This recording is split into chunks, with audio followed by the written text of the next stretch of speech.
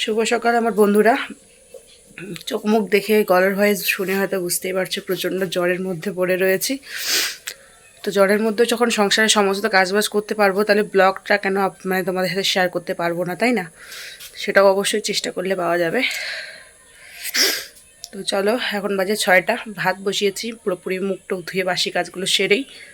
বুড়ুনো তো কালকে বাড়ি চলে গেছে। দেখতে থাকো পুরো ব্লগটা, কথা বলার শক্তি নেই। এদিকে আমার দাদাভাই বেরোবে, আর তাই মেশিন টেশিন বের করেছে। আর আমি কালকে ওই ঘাসটুকু তুলেছি সন্ধ্যার সময়, আর পারিনি, শক্তি হয়নি। মুরগি ছেড়েছি, এখনও গরু ছাগল বের করিনি। ভাত হচ্ছে, হোক।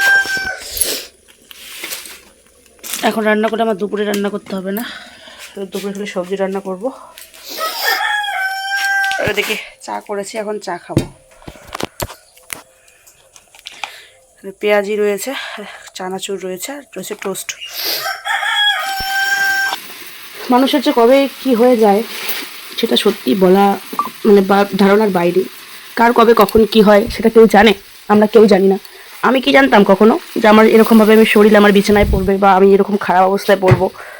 তো এদিকে তোমাদের সঙ্গে ভয়েস দিচ্ছিলাম, মানে ভিডিওটা করছিলাম, তখন তোমার দাদা ভাইয়ের বারবার ফোন আসছে। আর আমি চা খাওয়ার আধা ঘন্টা 1 ঘন্টা পর হচ্ছে একটা ম্যাগি স্যুপের মতন করে বানিয়ে নিয়েছিলাম, সেটাই খেয়ে মানে খাচ্ছিলাম আর তোমাদের সঙ্গে শেয়ার করছিলাম। তো আমি বুঝে উঠতে পারছি না এই শরীরটাকে নিয়ে আমি কী করবো। এমনিতে একটা মোটু মানুষ, শরীর তো একেবারে ঝালাপালা হয়ে যাচ্ছে। এত গরমে আমি কখনো মানে কাঁথা নিয়ে শুয়ে আছি, কখনো পুরো স্পিডে ফ্যান দিচ্ছি, মানে কখন যে জ্বর আসছে কখন যে জ্বর পালাচ্ছে নিজেও বুঝতে পারছি না। এদিকে আবার একটু ঠান্ডা জল খেলে ভালো লাগছে, তারপরে ওর গলা ব্যথা শুরু হচ্ছে।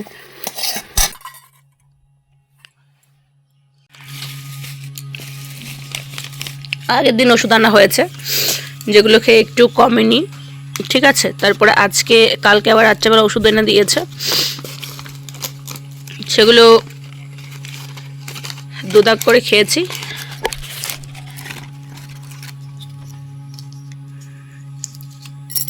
এই ওষুধটা তো সবাই জানো কম বেশি কী কারণে লাগে। তো আমার জ্বর, প্রচণ্ড জ্বর, সর্দি, মাথা ব্যথা, সাথে গলা ব্যথাও রয়েছে, আর প্রচণ্ড শরীর ব্যথা, সেই বলাই ওষুধ আনা হয়েছে। ওষুধ দিয়েছে দেখো, 8টা করে সমস্ত ওষুধ দিয়েছে, খেয়েছি, এখন আরও খাবো। আর দিয়েছে এই ফাইলটা, এটা মনে হয় সর্দির।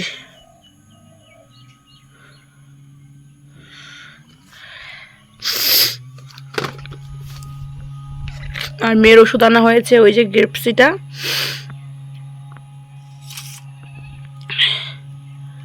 আর এই যে তুলসী বসাকটা মেয়ের জন্য, আর ওই প্যাকেটে রয়েছে মেয়ের ওষুধ। খুবই খারাপ অবস্থা। আর আমার বরটা ফোনটা যদি নিয়ে কাজে না যায়, ফোন যদি বাড়িতে রেখে যায়, ফোন রিসিভ করতে করতে সত্যি আমার ঝালাপালা হয়ে যায়। আর ও তো মনে করে মেশিন নিয়ে কাজ করে, মেশিনের শব্দে ফোন গেলেও বুঝতে পারে না, তাই এর জন্য ফোনটা নিয়েও যায় না। এখন বৃষ্টির দিন কোথায় রাখবে ফোন, এটা হচ্ছে মেন সমস্যা। মাঝে মাঝে আমি কোনো ফোন রিসিভ করি না, তখন আবার মানুষে খারাপভাবে ওকে আবার বলে। তো যাই হোক, আর কতজনকে ধরে বলবো যে ও বাড়িতে নিয়ে কাজে গেছে। অনেক ফোন আসছে সারাদিনে, সকাল 5টা থেকে ফোন শুরু হয়, এই যে চলছে। আর আমার শরীরটাও ভালো নেই, কথা বলতে ভালো লাগে না মানুষের সাথে। আর মানে কথা যে ভয়েসে দিচ্ছি এখন ভিডিওটাতে, কতবার যে থমকে তোমাদের সঙ্গে ভয়েস দিচ্ছি, মানে সেটা শুধু একমাত্র আমিই জানি। তো জ্বরটা খুবই ভয়ঙ্কর জ্বর, নতুন হয়তো কোনো প্রচণ্ড শরীর ব্যথা হচ্ছে, মাথা ব্যথা হচ্ছে, গলা ব্যথা হচ্ছে, মানে দুনিয়ার কিছু এই জ্বরটার মধ্যে। তো সবাইকে বলবো তোমরা ভালো থেকো, সাবধানে থেকো, সাবধানে ঘোরাফেরা করো, খাবার দাবার একটু ঠিকঠাক মতো খেও। বসেছি রান্না, সিমসিম করে পড়ছে বৃষ্টি।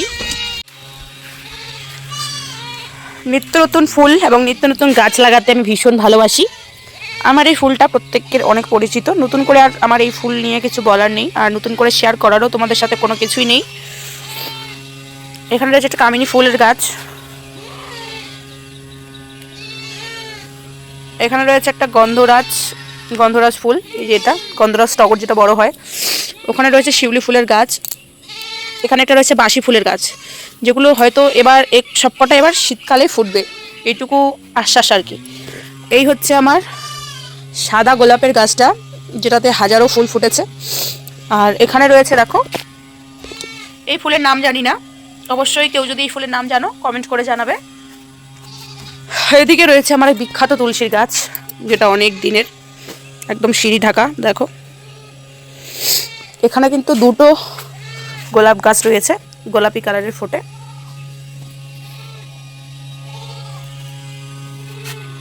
এটা কি ফুল গাছ আমি নিজেও জানি না, একটা গাছে নাকি 3 রকমের ফুল ফুটে, 350 টাকা দাম নিয়েছে। এই ফুল গাছটা আমাকে দিয়ে গেছে বাড়িতে, এটার এখনো টাকা আমি দেইনি। একটা কাকু বলে ডাকি, বিভিন্ন নিত্য নতুন ফুল আনলে আমাকে আগে দিয়ে যায়, একদম মানে কি বলে রিজার্ভ যেটাকে বলা হয়। এই একটা ওষুধের গাছ, এটা সুন্দর, বাড়ির শো কাজের জন্য লাগে। এখানে চাইনিজ টগরটা বিরাট হয়েছে, ভাবছি এবার একটু কাটিং করে দেবো। তবে ফুল ফুটছে তো ফুটুক। বস্তার মধ্যে আদা লাগিয়েছি, ওখানে রয়েছে অ্যালোভেরার গাছ, ওগুলো ছোট ছোটোগুলো এই ইদানিং আরও কিনেছি, আর বড়টা আমার বাড়ি থেকে আনা।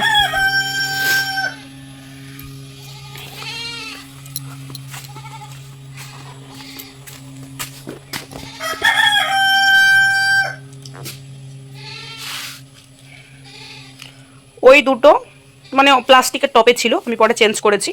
আর ওই গাছটা জোর করে আমাকে বাড়িতে এসে বাড়ির মধ্যে রেখে চলে গেছে, বলে কি টাকা পরে দিও, ফুল গাছগুলো লাগাও। এদিকেও দেখো চাইনিজ টগর রয়েছে, এই ফুল গাছ রয়েছে, গাঁদা ফুল রয়েছে, এই ফুল রয়েছে। এখানে তুলসী বাগান একটা বিরাট, তার সাথে আমার বিখ্যাত জবা গাছ।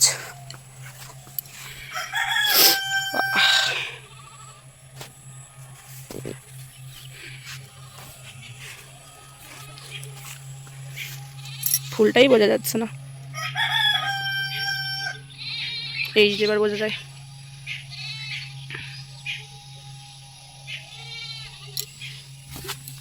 এখানে রয়েছে একটা পেয়ারা গাছ, কেনা পেয়ারা, এটা এই কত বড় হয়ে গেছে, কেনা পেয়ারা গাছ।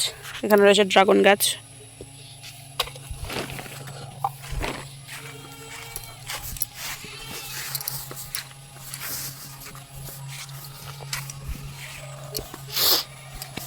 এদিকে আর একটা রয়েছে চাইনিজ টগর।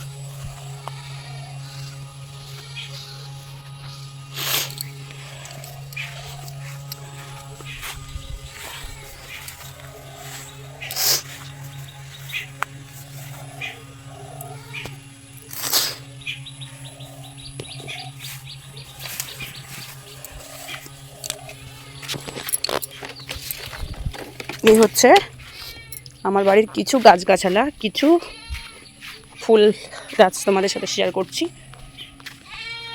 এর জন্যই আবার জঙ্গল দেখা যায় পুরো বাড়িটা। আমি করছিলাম রান্না, আকাশে এই রৌদ্র, এই বৃষ্টি, দুনিয়ার কিছু শুরু হয়েছে। ডাল ভাত হয়েছে, করলা আর আলু ভাজা করছি, তার সাথে একটু চা করে নিলাম চা খাবো বলে। তো এইটার অত্যাচারে না আমার মাথার ব্রেন খারাপ হয়ে যাচ্ছে, এইটার অত্যাচারে। তোমরা দেখবে পিছন দিকে ছুঁয়ের মতন করে আসবে।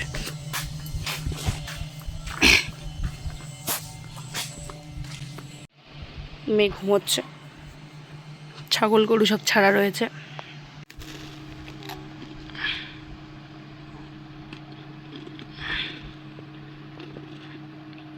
বিছানার মধ্যে গড়াগড়ি দিচ্ছে।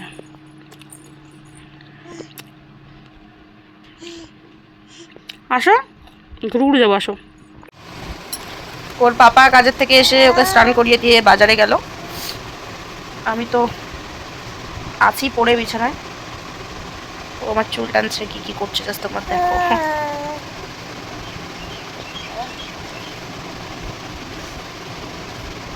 ভগবান যা করে ভালোর জন্যই করে, এটাই আমি মানি এবং এটাই মানবো। তো যাই হোক, হয়তো আমার দিক দিয়ে আমার মনে হয় আমার খারাপ হচ্ছে, কিন্তু ভগবান তো এটা করেছে, তাই না? উপরওয়ালা করেছে, নিশ্চয়ই এটা ভালোর জন্য, কোনো না কোনো দিকের জন্যই করেছে।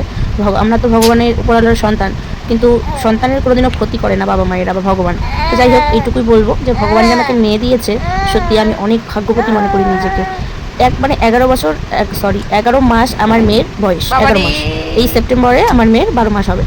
তো এইটুকু মেয়ে, মানে এত বাবা মায়ের কষ্ট কি করে বোঝে আমি বুঝি না। এই দেখো, মাথা ব্যথা করছে, আমি মাথায় টিকটিক করে হাত দিয়ে মারছিলাম এতক্ষণ থেকে।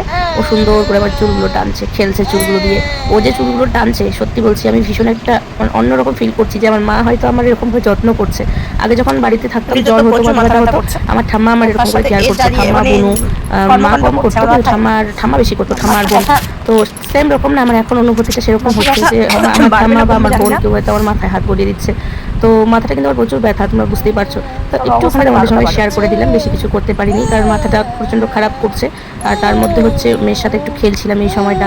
তো এই সময়টা তখন আর বেশি ভিডিও করতে পারিনি, নাহলে বাদ বাকি যে দুষ্টুমিগুলো করেছিল সবটাই তোমাদের সঙ্গে শেয়ার করতে পারতাম, কিন্তু করিনি কারণ ওই যে বললাম। তো যাই হোক, ওর বাবা বাজারে গেছে, খুব তাড়াতাড়ি আসবে বাড়িতে। আর আকাশ পরিস্থিতিটাও খারাপ, আর যদি বাড়িতে আমি চেষ্টা করি তোমাদের সঙ্গে একটু শেয়ার করার, তাহলে দেখাবো বাইরে বেরোলে। আর আজকে আমি যে কতক্ষণ হলো সেই রান্না করে মানে ঘরে ঢুকেছি, আর মানে আর বেরোয়নি। ও তখন ঘরে ঢুকেছি আর বেরোনি, এখনও স্নান করা হয়নি, এখনও মানে খাওয়া হয়নি, কোনো কিছু নেই। তো তোমাদের সঙ্গে অবশ্যই শেয়ার করবো যখন বাইরে বেরোবো।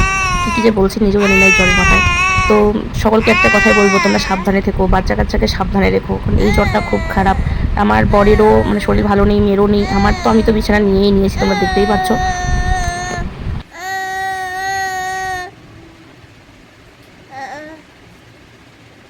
বাবাই কি করছো? এদিকে তাকাও, আ করো তো, আ।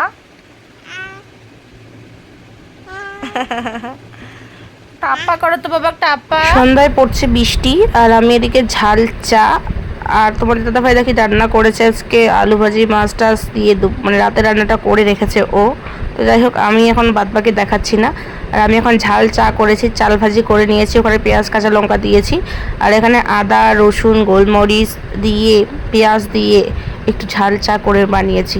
তো এটাই খাবো কারণ সর্দি গলার জন্য খুবই উপকারী, তোমরা জানো কি না জানি না। তো যাই হোক, চলো দেখতে থাকো পুরো ব্লগটা। একটু আগে আমার সাথে একটা ঘটনা ঘটেছে, সেটা তোমাদের সঙ্গে শেয়ার করি। শুয়ে আছি, যেমনভাবে শুয়ে আছি তেমনভাবেই শুয়েছিলাম সারাদিন। তো জ্বরের জন্য কোনো কিছু করতে পারিনি দুপুর থেকে। তোমাদের দাদা ভাইয়ের রাতের বেলা ভাত মাছ টাছ সব কিছু করলো। তো মেয়ে আর আমি কিন্তু শুয়ে পড়েছি, তোমাদের দাদা ভাই বাজারে গেছে। জানি না কি পোকা এসে আমার এই কানে ঢুকছে, এত কিছু করলাম